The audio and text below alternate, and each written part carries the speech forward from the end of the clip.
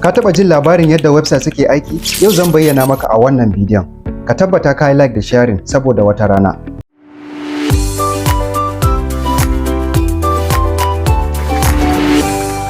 Website kamar gida ne da ke cikin wani gari mai girma, wanda wannan garin shine internet.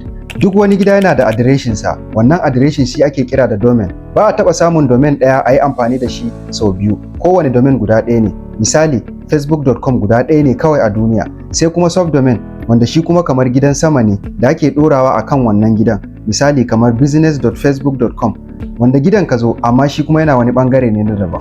Idan babu domain, babu mai gano inda gidanka yake, wato website ballantana ya shigo. Sai kuma abu na biyu, ta yaya gidan yake zaune?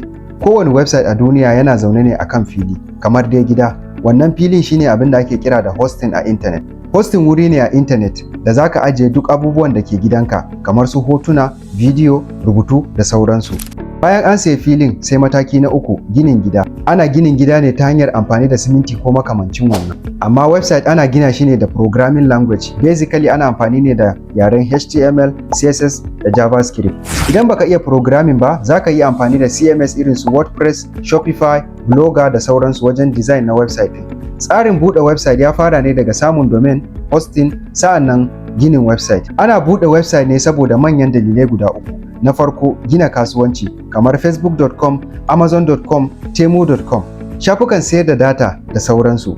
Na biyu, neman kuɗi. Kai tsaye irin bloggers masu samun kuɗi ta ciki suna rubuta abubuwa masu muhimmanci, ana shiga ana consuming, su kuma suna samun revenue. Sai kuma na uku, wanda organization ne ko personal suke budewa, wanda yake bayyana komai dangane da su, irin su 'yan siyasa, lauyoyi, likitoci da sauransu. Wasu suna tambayar ta yaya website zai zama wurin samun kuɗi, wato ta yaya ake monetizing din website, wanda akwai hanyoyi da yawa. Gidanka zaka iya zama da shi wajen kasuwanci kamar shago, amma na online inda zaka sayar da kayanka kai tsaye. A baya na bada misali da irin su Temu da Amazon wanda kaya suke sayarwa. Sannan zaka iya neman kuɗi kai tsaye idan baka da kayan sayarwa. Kamfanoni irin su AdSense, Monetac, Astera, Ezoic za su ringa baka talla. Kana sakawa a wannan gidan naka, duk wanda ya shigo ya kalla kana da revenue. Amma tambayar anan ita ce, a ina ake sayan suna da kuma fili? Abu mai sauki, da akwai kamfanoni da yawa da ake sayan domain da kuma hosting daga wajensu. Kamfani mafi sauki da tsaro da yafi shine Alta Servers. Idan ka je, za su sayar maka domain da hosting din gaba daya. Bata wuce kuɗin datar da kake sakawa na sati bane, zaka biya ka mallaki naka. Wannan shine ma'anar website a bayyane kuma a gurguje. Idan ka gamsu, kar ka manta da follow up da kuma sharing saboda yayi amfani ga wasu. Idan akwai abin da baka gane ba, ka aje tambayar ka.